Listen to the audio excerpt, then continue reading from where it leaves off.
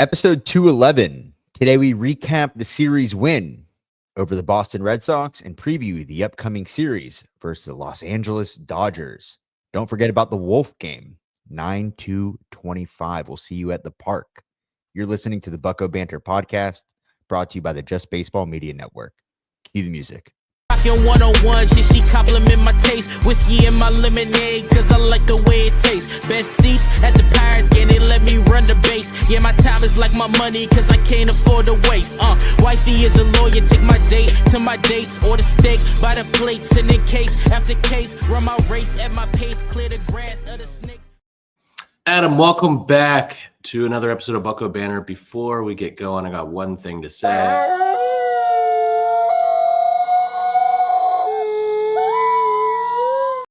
It's here, baby. It's here. Finally. It's here. Big day here on Tuesday as the Pirates return to the ballpark. But first, you were in Boston this week, and you got to go to a game. I looked at the radar, man, and it did not look good. So just happy you got to see some baseball and get to visit, Fenway. Yeah, it was a stressful trip because my family, where they were staying, was an hour and 45-minute train ride into the city. So They told me it was 45 minutes. I said, bet, let's take the train. Wasn't the case.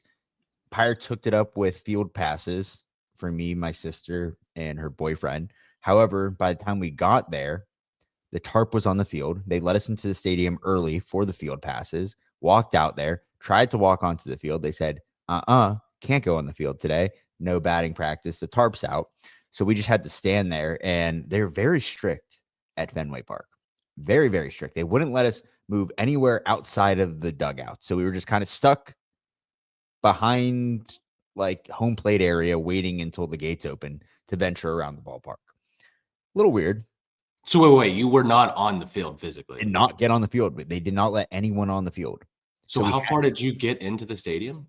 We were one of maybe 100 people, 3 of 100 people in the stadium. We were there very early because of the field passes. They just wouldn't let us on the field because nobody was doing anything on the field because the tarp was out. So I kind of just moseyed around the Pirates dugout because that's the only area we could go.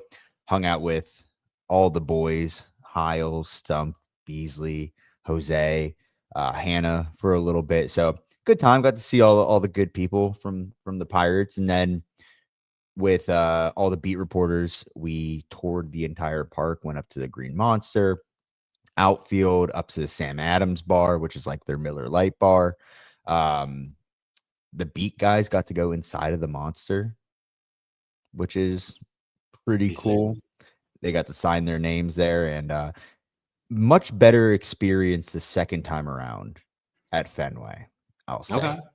I got bleacher tickets, even though they're not really bleachers. So I was out in the outfield. Very good view of the stadium. A lot of upset Red Sox fans around us. I would say, man, the Pirates have won 22 of their last 38 games, I think I read earlier today, which is kind of nuts. And I'm just happy that the children of Boston get to eat today because finally that was a problem this whole weekend. I mean, Boston just loves to starve their children for some odd reason, and it's sick. It's disgusting. It is disgusting. I agree with you 100%. Feed the kids, Boston. What are you doing? Win more baseball games. Friday was awesome, though, man. I'll tell you that the weather did hold up, and we got to see Paul Skeens versus Peyton Tolley, which was electric, man. That kid Tolley is going to be so good. Yeah, he had like 16, 17 whiffs, I think. Yeah, around there, 8 Ks with 5 1/3 inning, like sitting 99 from the left side. Gross. Just disgusting. I mean, you're going up against giants like Jared Triolo, Tommy Pham, Liover Peguero. Yep. Like, good luck. And he went out there and he really shined on his MLB debut. So that was really cool to see. And then wasn't much to cheer for until, the vets came through. Tommy Pham, Andrew McCutchen. And it's funny because one thing I heard Kutch say after the game, it's like, we got to show these young guys what it's like to play in front of a big crowd. Which is like cool, all things considered. Like when you're there and you're like seeing the Pirates win and the stadium's packed and you're only one of a few Pirates fans. But then it's like, man, we could just pack PNC Park. Like that would be cool. Like the Savannah Bananas. Like the Savannah Bananas did 2 days in a row with freaking Jack Wilson and Freddie Sanchez and Mr. Beast. Like it's cool to hear and like exciting to see, but you just don't get to see it that often. And Fenway is a perfect example of a place that just is always sold out. So overall, good weekend, man. I'm happy to be back in Pittsburgh though for the Wolf game. Yeah, I'm excited for the Wolf game. We got a huge matchup this week against the Dodgers. We're usually the Dodger killers, so I'm excited to play spoiler or continue to play spoiler for the rest of the season. But first, Adam, we got some headlines to go through, and I'll start us off here real quick. On Friday, Kyle Nicholas was placed on the Major League Bereavement Family Medical Emergency List, and the corresponding move was calling up left-handed pitcher Evan Sisk for the second time from AAA Indy. He was acquired with Callan Moss, aka Babe Ruth, in the Bailey Falter trade. And then outfielder Jack Sawinski was placed on the 10-day IL. So in his place, Ronnie Simon was recalled from AAA Indy. And we're going to shortly learn that was short-lived. Yeah. So unfortunate news there for Simon. But Saturday, he, like I said, he was placed on the 10-day IL, dislocated his shoulder sliding into home. Got the run, though. Got the run. Did his job. He plays hard. Can't take that away from him. And finally, infielder Cam Devaney was recalled from AAA Indy. So that was something that we've been expecting, I think, for the last month. But when they didn't trade IKF, it's like, oh, maybe it's not happening for a little bit. Well, IKF was placed on waivers. And while you're placed on waivers, Adam, you can continue playing. So he was in the lineup. Was it Friday, I believe? Yes, he was in the lineup Friday. So we just learned today that he was claimed off waivers by Toronto. He's going back to the Blue Jays, a team that we acquired him from. So I think the Blue Jays finally officially won that trade. Yeah, I'd say so. And they called up Ryan Kreidler, who we just, we claimed him off of waivers from the Tigers a few days ago. He was a 4th-round pick a few years ago out of UCLA. I think this was a taxi squad move, so he was just called up as a roster filler. I don't think he's going to be up for long. And then Tim Meza, lastly, was claimed off of waivers or released and claimed by the Phillies. So he's on a playoff roster again going into the postseason. Let's talk IKF real quick, because as bad as this trade deadline was, and as much as we've harped on the fact that they haven't maximized the value of guys going into the trade deadline, such as Andrew Heaney, who was recently released, IKF is a perfect example of teams wanting this guy on their roster. The Toronto Blue Jays are first in the AL East in a division that is arguably the toughest in baseball. You can make an argument probably for the NL West as well, but the East is top always to bottom. Right, top to bottom. You're always getting the best of everybody, and he's now on a roster that's going to be competing for a World Series. He's going to be utilized the way that IKF needs to be utilized. And you're telling me at the trade deadline, you could not get anything for IKF. And then you told us that he was on the roster because he gives us a chance to win. And then you also said in the same breath, win what? Exactly. In the same breath, you said, oh, we also need to give a chance for young guys. You could have given a chance for Cam Devaney weeks ago, a month ago, right? There's a lot. I mean, I don't want to harp on it, man, but like, it's just why, right? Like, why now? Yeah. I mean, none of this makes sense. The timeline of events, releasing Haney or DFAing Haney, placing IKF on waivers. So I believe they'll get something in return for him. That's the only way that you could make a trade now after the deadline.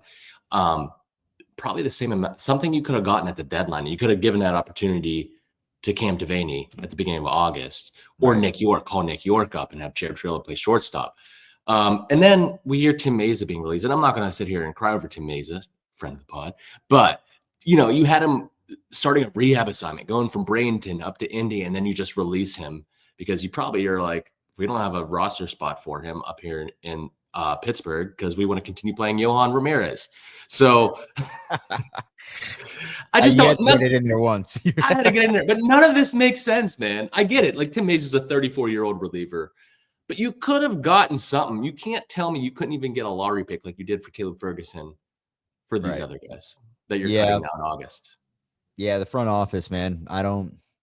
At this point, it's just like, hey, try and keep winning baseball games, make it exciting down the stretch. Like, I like the energy that they're bringing right now.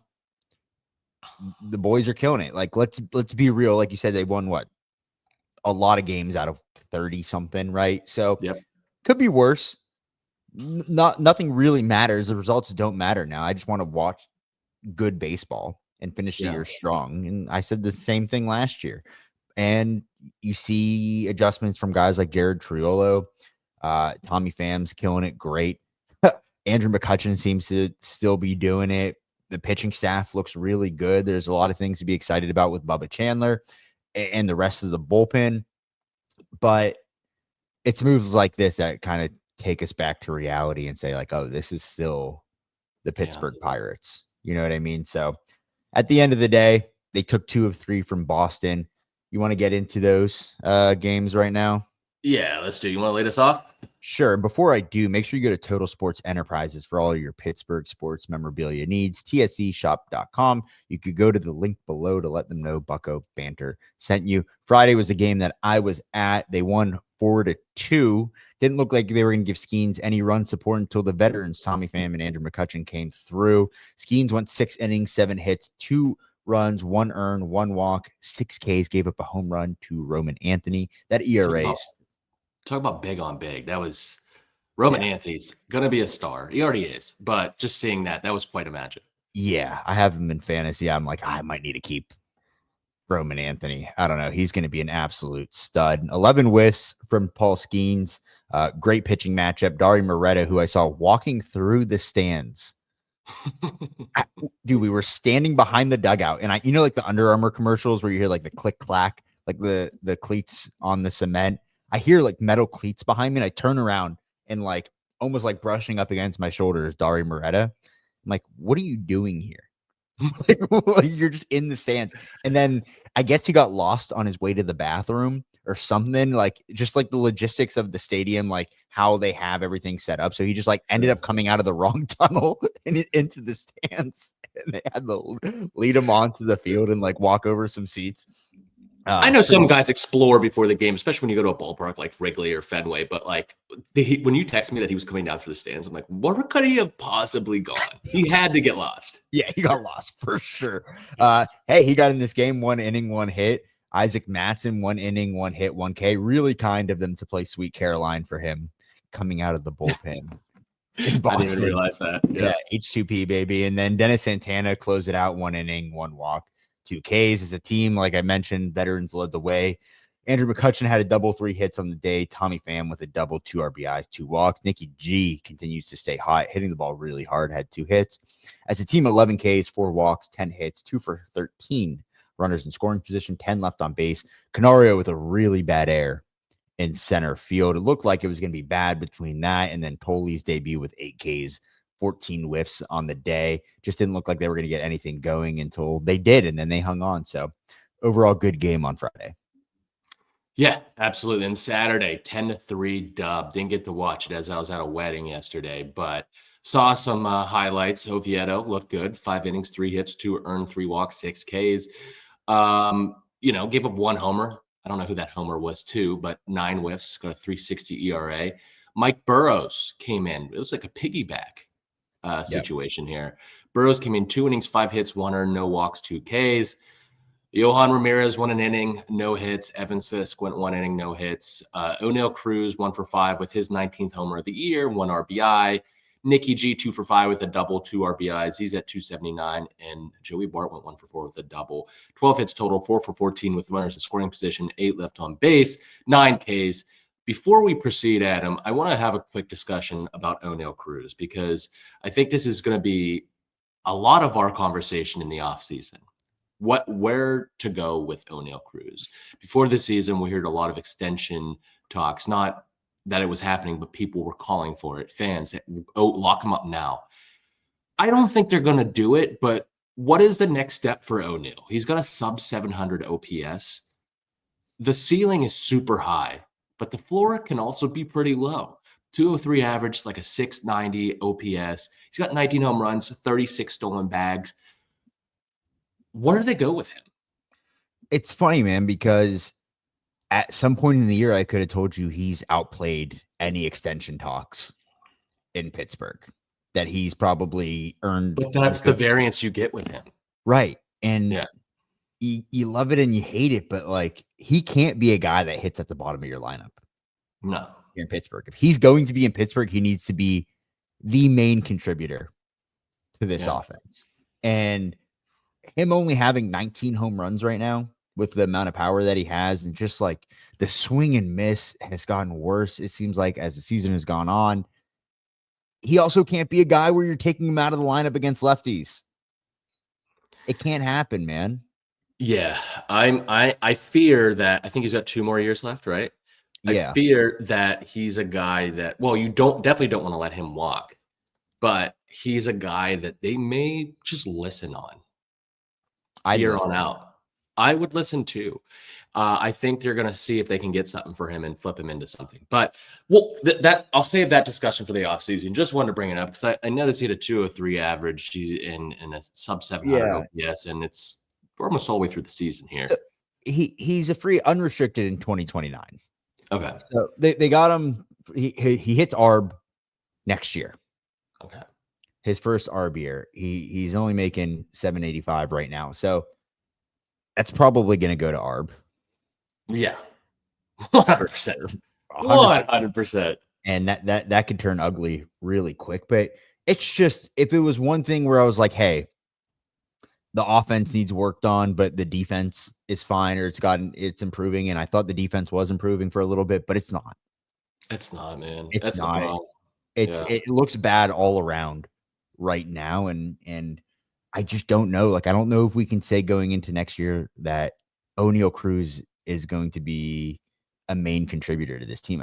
Why trick ourselves? Like, we have to use the sample size that we're given now. We're given a full 2 years of O'Neal Cruz, right? So like, this might be it. You might just have to ride it out with like the highs and the lows, and count on the crazy athleticism to kick in every once in a while. But if he's not going to be a 30-30 guy, then it seems like it's just going to be a lot of strikeouts, a lot of swing and miss. That's the thing. If he made a little bit more contact, which when he makes contact, it's obviously thunderous contact. Like, he's got some of the craziest hard hit rates, but I say only 19 home runs. Like, this guy, if he made more contact, could probably run into 40 easily. Right. So, anyways, Adam, take us into Sunday. Sunday, they lost 5-2. Mitch Keller has looked good. 5 innings, 4 hits, 4 runs, no earned, 1 walk, 7 Ks, had 11 whiffs. The bullpen, Colin Holderman, 1 inning, 3 hits, 1 earned, 1 walk. Dari Moreta also came into the game, 1 inning, 1 hit, 1 walk, 1 K. Johan Ramirez, 1 inning, 1 K. Spencer Horwitz had a double on the day. Alexander Canario hit a home run, his 5th on the year, but just couldn't really do anything with it as a team. 12 Ks, 6 walks, 6 hits, 0 for 5 runners in scoring position, 9 left on base. Cruz had his 36th stolen bag on the year. Horwitz was caught stealing. And then Nick Gonzalez made his 7th error on the season. So that wraps up the Boston series. They took 2 of 3, so can't complain too much. Yeah, absolutely. Good road trip overall, splitting with St. Louis in a 4-game series and looking dominant against Boston for most of that series. So look forward to them coming home. They got 2 tough matchups. It's Dodgers and then Brewers next weekend, correct? I believe so, yeah. So 2 top NL teams. Gonna be a fun week at the ballpark. Adam, let's take a quick break and then come back and preview that upcoming series.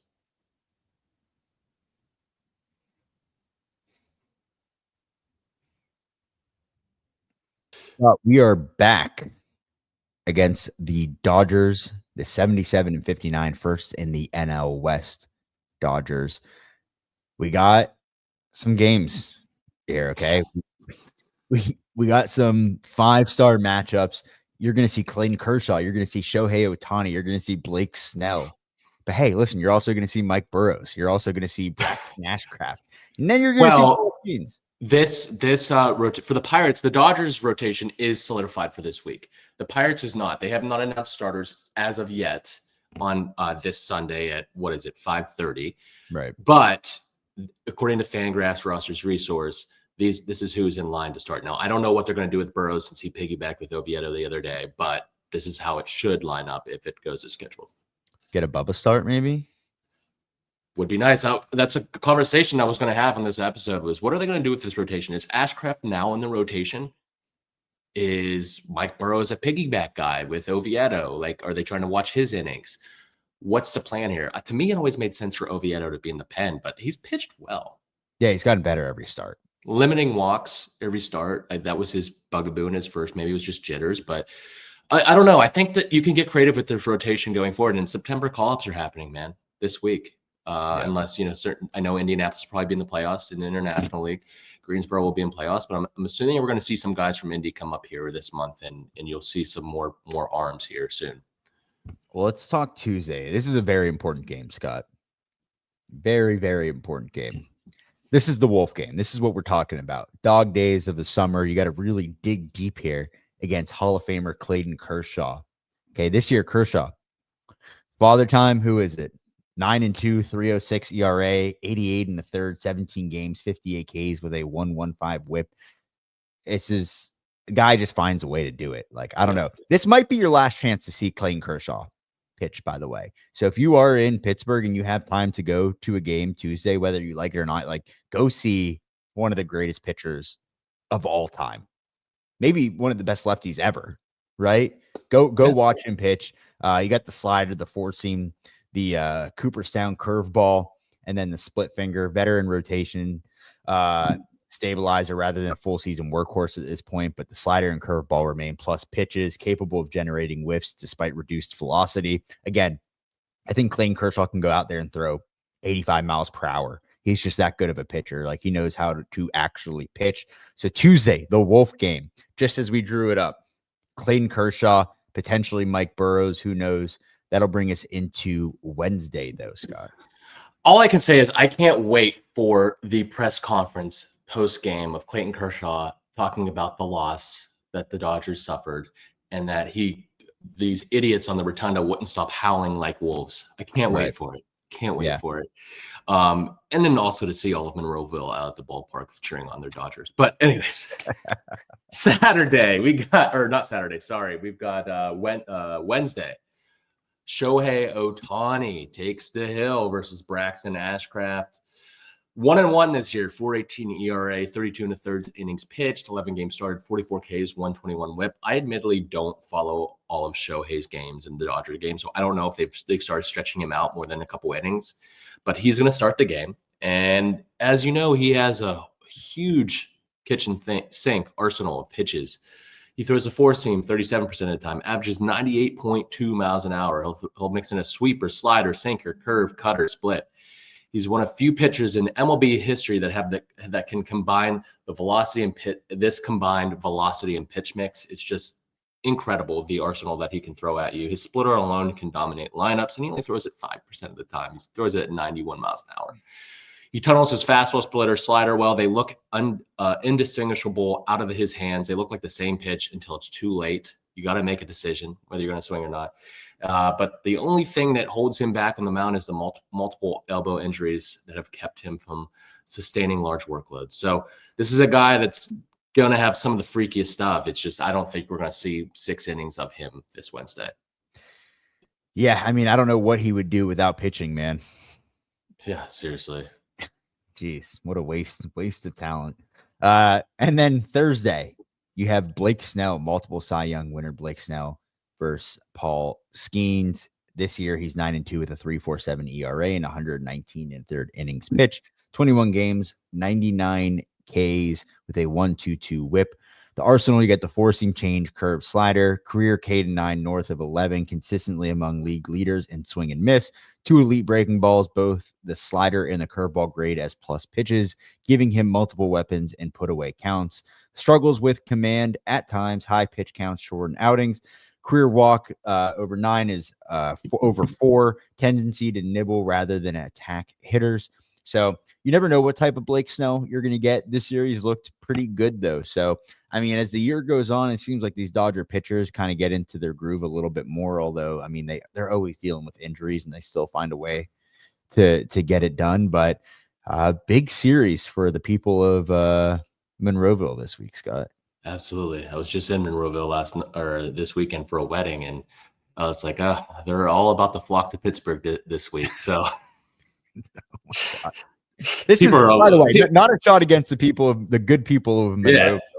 Just this is a bit of mine. Ever since the Dodgers came into town, you'd see all these Dodgers fans show up at the ballpark. I'm like, who the hell is a Dodgers fan in Pittsburgh, Pennsylvania? So they all probably came in from Monroeville.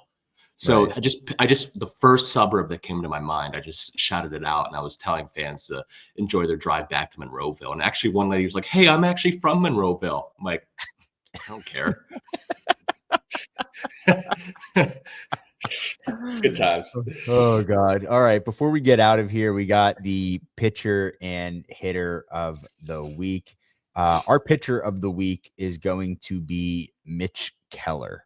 All right. I mean, we gave him a little bit of flack earlier on this month about potentially regressing again as the season went along. But hey, he went 6 innings in St. Louis, 3 hits, 3 earned, 1 walk, 9 strikeouts. And then against Boston, didn't give up an earned run, 5 innings, 4 hits, 1 walk, and 7 Ks, man. So he's missing bats, staying consistent, giving us decent outings, whether it's a quality start or just below it.